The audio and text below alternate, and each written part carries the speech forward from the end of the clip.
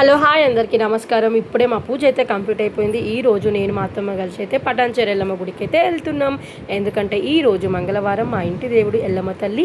మేము ఇట్లా ఇంట్లో పూజ కంప్లీట్ చేసుకున్నాం. ఈరోజు మాతో పాటు ఎవరు వస్తలేరు. శ్రేయాన్ వీళ్ళకి కూడా స్కూల్కి అయితే పోయిరు. నేను మా అత్తమ్మ ఇద్దరం వెళ్తున్నాం. అక్కడికి వెళ్ళిన తర్వాత గుడి మొత్తం మీకైతే చూపిస్తాను. ప్లీజ్ నా ఛానల్ అయితే లైక్ చేయండి, షేర్ చేయండి, సబ్స్క్రైబ్ చేయండి, కామెంట్ కూడా చెప్పండి. వీడియో ఎలా ఉందో చెప్పండి. వీడియో బాగాలేకపోయినా కామెంట్ కూడా చేయండి. నేనైతే ఎలాంటి తప్పులున్నా సర్చ్ చేసుకుంటాను. ఇదే పటాన్చేరు ఎల్లమ్మ టెంపుల్. ఇప్పుడైతే లోపలికి వెళ్ళిపోదాం పదండి.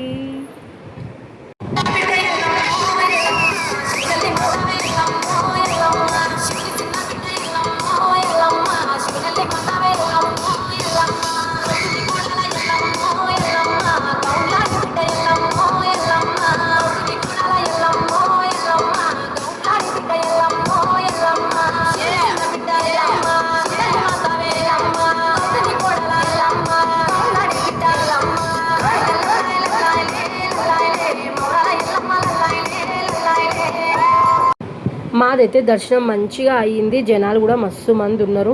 చాలామంది వాళ్ళ మొక్కుల ప్రకారంగానే మేకలని కోళ్ళని అయితే కట్ చేసుకొని ఇక్కడే వండుకొని అయితే మంచిగా తినేస్తున్నారు. వాతావరణం అయితే చాలా చల్లగా ఉంది. ఈ చెట్ల కింద గాలికి చాలా మంచిగా అనిపించింది.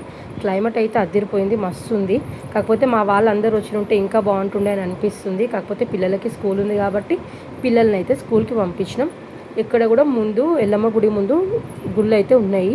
శివాలయం ఉంది, ఇక్కడ చిన్నగా పోచమ్మ టెంపుల్ ఉంది. మొక్కుబళ్ళు ఉన్న వాళ్ళు ఇక్కడ ముడుపులు తొట్టెలు అయితే కడుతున్నారు. ఇక్కడైతే ఎలాంటి కోరిక కోరుకున్నా నెరవేరుతుందంట. మీకు కూడా ఎలాంటి కోరికలున్నా ఇక్కడికైతే వచ్చేసేయండి. కానీ పెయింటింగ్ మాత్రం దేవుళ్ళ బొమ్మలు చాలా బాగా అయితే వేశారు. చుట్టుముట్టు ఎన్ని అవతారాలు ఉంటాయో అన్ని అవతారాలు మాత్రం మంచిగా వేసిరనమాట.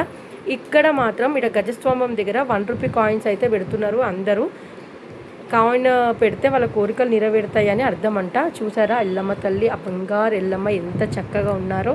చాలా బాగా అలంకరించారు ఎల్లమ్మ తల్లి. ఎల్లమ్మ తల్లి పక్కనే నాగమ్మ తల్లి కూడా ఉందండి. ఆ వెనకల నాగుల వెనకలనే ఒక పెద్ద పుట్ట ఉంది. ఆ వెనకల అద్దం కూడా పెట్టిర్రు. మనకి ఒక రాగి చెంబులో నిండుగా పాలైతే పోసి ఆ నాగమ్మ తల్లికి నైవేద్యం అయితే పెట్టిర్రు. మనకి అద్దంలో చూసినట్టయితే ఎంత బాగా కనిపిస్తుందో చూడండి. ఆ పుట్ట కానీ ఆ బిందెలో పాలు కానీ క్లియర్గా కనిపిస్తున్నాయి. ఇక్కడైతే సోమవారం మరియు గురువారం రోజు అన్నదానం అయితే జరుగుతుందంట. నాకు మా అత్తయ్యకి టైం వచ్చేసి 2:30 అవుతుంది. ఆకలేస్తుంది. పులిహోర ప్యాకెట్స్ అయితే కొనుక్కొని అయితే తింటున్నాము. ఎందుకంటే ఆ రోజు మంగళవారం అన్నదానం అయితే చేయట్లేరు. అండ్ పక్కనే ఒక శివాలయం అయితే ఉంది, చాలా బాగుంది. అందరైతే వచ్చి ఆ శివుడికి అభిషేకం అయితే చేస్తున్నారు. ఒక్కసారి చూసేయండి. అందరూ రాగి చెంబులో నీళ్లు తీసుకొని శివుడికైతే అభిషేకం చేస్తున్నారు. పక్కనే మారేడు చెట్టు కూడా ఉంది. దాని కింద దత్తాత్రేయ స్వామిది ఫోటో అయితే ఉంది. మీరు కూడా దగ్గరలో ఉంటే ఖచ్చితంగా వచ్చి ఈ టెంపుల్ని అయితే విజిట్ చేయండి. ఆల్రెడీ చూసిన వాళ్ళు కామెంట్ కూడా చేయండి. కొంతమంది ఇంట్లో నుంచే వండుకొని వచ్చి ఇక్కడ చేపలు వేసుకొని చెట్ల కింద చల్లగానైతే తినేసి వెళ్ళిపోతున్నారు. మరి కొంతమంది ఏమో అక్కడే మేకలు కోళ్ళని కట్ చేసుకొని వండుకొని షెడ్లోనైతే వండుకొని తింటున్నారు. కానీ చాలా బాగుంది.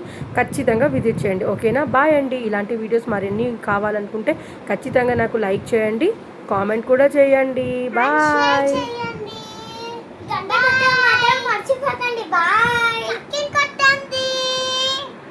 గుడి నుంచి ఇంటికి వచ్చిన తర్వాత నేను అత్తయ్య అన్నం వేడివేడి పప్పు చేసుకొని తినేసినాం. కాకపోతే నేనైతే ఆ వీడియో అయితే తీయలేదు.